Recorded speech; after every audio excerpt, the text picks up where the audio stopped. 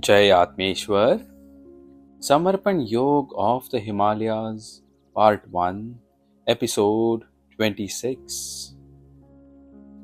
I had never imagined that this river would be so large. Whenever I went for my bath in the morning, I used to sit on the large stones there. Several hours would pass, and I would not even be aware of it. I had become attached to this river during the time I stayed there. The special quality of this river was that its flow was never stable at the same level. One flow was always fast and kept changing. The water was clean and very cold like ice. The atmosphere around was also quite cold. This river had a wide basin. It was so wide that the other bank could not be seen at all. It was absolutely vast, and despite such a wide basin, its flow was quite fast. I went to Gurudev's hut after my bath. Gurudev did not have any fixed routine. Sometimes he kept on meditating, and sometimes he kept talking. Today, when I arrived there, I found that Gurudev was seated in his hut and was meditating. I stood there watching him. He had tied dry banana leaves around his waist, and there was no other clothing on his body. His body looked dark and weak. Each bone was visible. His countenance was very peaceful, but behind his aged body, his energies were present. The quest for energies which had made his body decrepit. There was a very strong aura behind his weak body. When I tried to look beyond his weakened body, I experienced a very powerful light there. Whatever I could see through my eyes was external, but one requires inner eyes to be able to look within. Suddenly, I don't know what happened.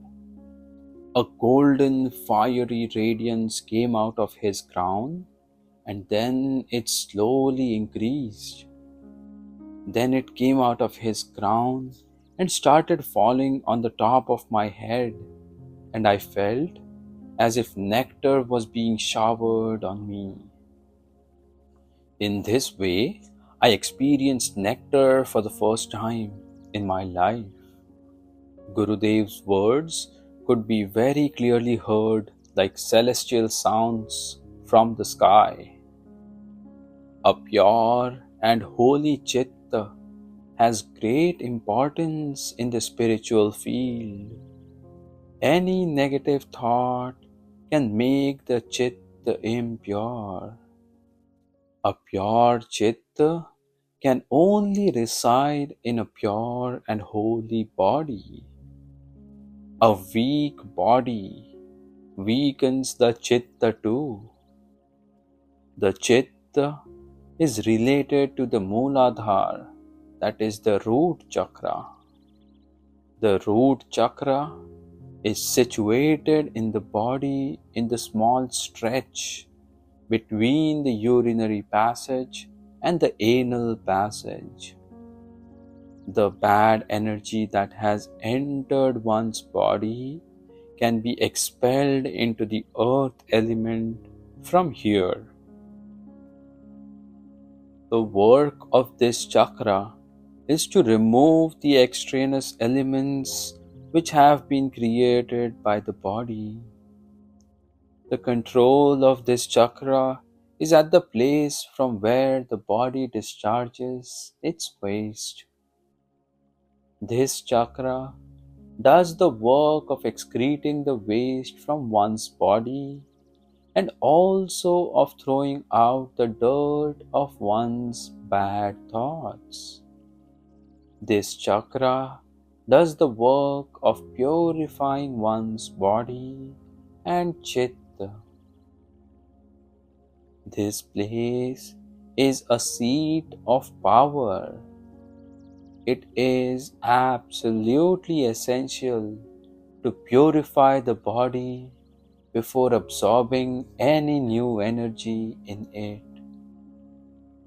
This chakra is purified after 7 years of continual spiritual practice. I had to perform spiritual practice for 7 years on every chakra, and 49 years of my life have been spent only in purifying my chakras. This is not meant for an ordinary person. Only a person who is completely devoted and for whom spiritual progress is the only purpose in his life can be successful in this spiritual endeavor. As Gurudev was talking, I started feeling vibrations at my root chakra. I suddenly felt as if the temperature in my body had increased, and it was so hot that I felt as if I was sitting on hot coals. But at the same time, I did not feel like getting up from there. It was a very strange situation. Slowly, the vibration started to rotate, and I felt as if all the heat was passing out from the place of the root chakra into the earth, and then I went into meditation. When I came out of the meditation, I saw that a lot of time had passed. Gurudev was arranging some wood to light a fire, and so I began to help him. Gurudev started speaking. As a result of constant spiritual practice, unknown divine powers have developed within me. Now I have grown old, and these energies which I have obtained are of no use to me. I have fulfilled the purpose of my life, and during the period of my spiritual practice, these inner Shaktis, inner energies have been developed. There are several divine energies in our body. There are several positive energies, but as long as our chitta is outside, they cannot develop. Every human being has the potential to grow from a human being to a super being, and this opportunity is available equally to everyone. When we meditate, our chitta goes inwards, and only when it goes inwards, then those energies start appearing one by one. One birth does not seem to be sufficient to develop all those energies. This is a process of spiritual evolution, and everything takes place slowly. I wish that I could go even further than the level I have achieved with you as a medium. Through you, I can reach that high peak, after attaining which there is nothing more to achieve. I could not reach that place in my life, as I ran out of time. But it is my desire that you should reach that peak. Will you fulfill this final wish for me? I became very emotional and replied, Gurudev, which high peak are you talking about reaching? I cannot understand it. You want me to reach the place which you could not? I want my ego to disintegrate here, and I want you to reach that high peak. I wish that my life should come to an end, not yours. Please give me blessings, Gurudev, that from today I may live not as I, but as you.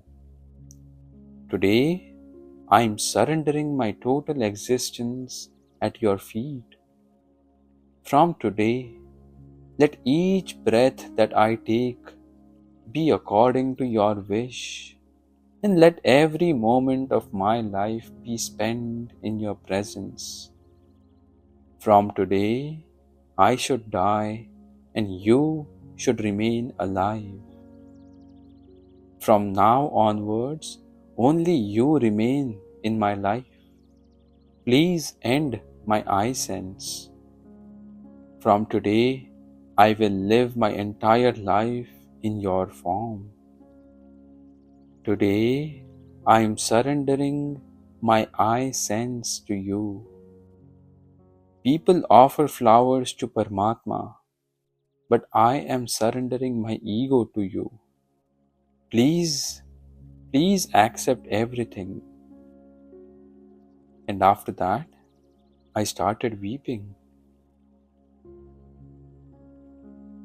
When I awoke in the morning, I found that my whole body had become very light. The whole morning was full of joy, and there was a sense of peace around me.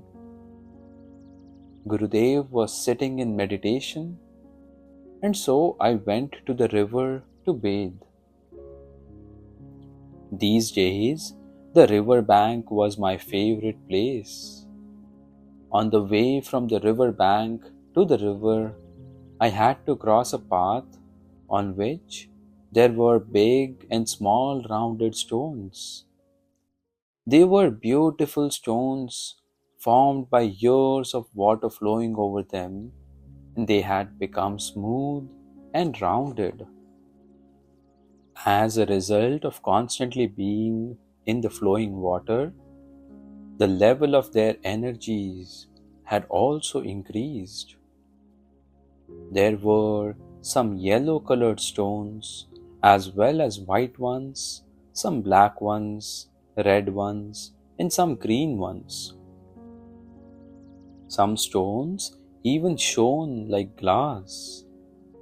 I collected some black and white smooth rounded stones there, and every day I used them as decorations by placing them in different shapes. This was my game every day. These stones were my only companions. They were my friends, and I used to like being with them. I would play the whole day with them and bathe there. I did not even realize when a whole day passed. Several fish also became my friends, and I used to bring some special seeds for them to eat, and they would eat those seeds. I learned through this experiment that they liked eating the seeds. Everything had to be learned here through experiments. When I went into the water, a lot of fish gathered there, and when I bathed in the water, they bit me, and this tickled me a lot. They kept playing like this. When I got tired, I would sit in the shadow of some big rock because there wasn't a single tree in the vicinity of the water. I had 3 or 4 fixed places for my bath, and I always went there for my bath. I would decide on the place according to the time I had available. When Gurudev was meditating, then I used to go to far off places for my bath. When he was not meditating, I would go to some nearby place. Whenever I went to a far off place, I would return to the hut only in the evening. A kind of yellow colored grass grew on the stones of the river along the bank. It did not grow everywhere, and wherever I found it, I used to eat it.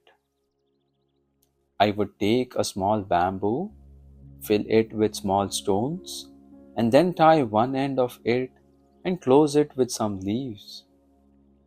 This would thus be turned into a wonderful musical instrument. That bamboo used to become a rattle. I had prepared several such instruments and fixed them into the ground in several places.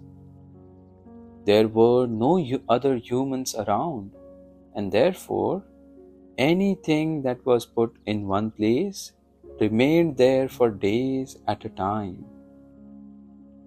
Whenever I looked east, I saw great snow covered mountains. In the afternoon, the snow shone so brightly that one could not even look at it. There were also some crabs in the river which could be seen sometimes together with the fish. There were more black colored fish. It felt good to be in the water, and I did not notice that a whole day had passed.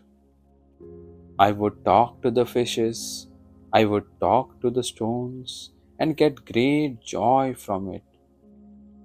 As a result of being in the water for a long time, I would feel very hungry. It was a completely isolated and lonely place.